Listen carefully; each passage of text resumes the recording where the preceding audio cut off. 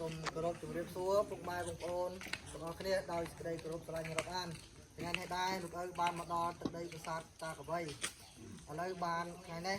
មកដៃទេមកមិនមានអីច្រើនទេប៉ុន្តែមកឃើញបងប្អូនយើងកងទ័ពយើងដែលថែសារទឹកដីនៅហ្នឹងហើយកងកម្លាំងដែលថែសារព្រំដែនហ្នឹងអញ្ចឹងលោកឪនេះមិញកំងក៏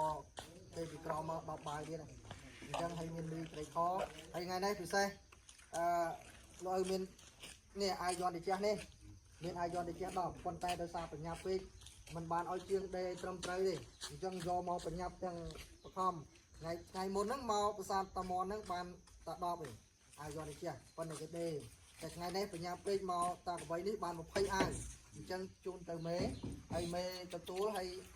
មេចាត់ចែងតាមការគួរចោះហើយមេត្រីខ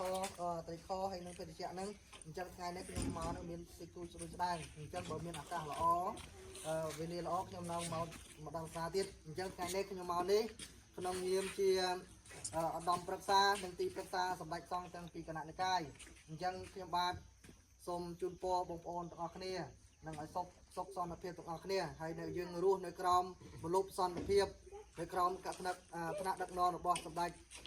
តេជោនិងក្រមសម្ដេចប្រវត្តិធិបតីអញ្ចឹងសូមបងប្អូនទាំងអស់គ្នាសូមជួយថែសារប្រទេសយើងឲ្យបានគង់វង្សណានឹងមានអីទេអញ្ចឹងមានតែប៉ុណ្ណឹងសូមជូនពរម៉ែបងប្អូនទាំងអស់គ្នាសូមឲ្យជួបតែសេចក្តីសុខចម្រើននិងគ្រប់ក្រុមគ្រួសារនិងសូមអនុមោទនាបាទពលវូនជំនាញជាការរងវិរិយណាទូលហើយចាប់តែ4ណាងឲ្យមានជាការវិរិយនៅធូលនៅភាសាតាកបីខ្ញុំបាទសូមថ្លែងអំណរគុណដល់លោកគ្រូមកពីភ្នំពេញគ្រូអេសីបាទអត់ជ័យខុននឹងលោកគ្រូមហាអេសីគ្រូអេសីជ័យខុននិងគ្រូមហាអេសីបានមកលេងទស្សនាប្រាសាទតាកបីនេះក៏បាននាំយកសម្ភារៈមកជូនដូចជាអង្ករមីត្រីខនឹងឲ្យយឿនជាពិសេសគេឲ្យយឿនណែ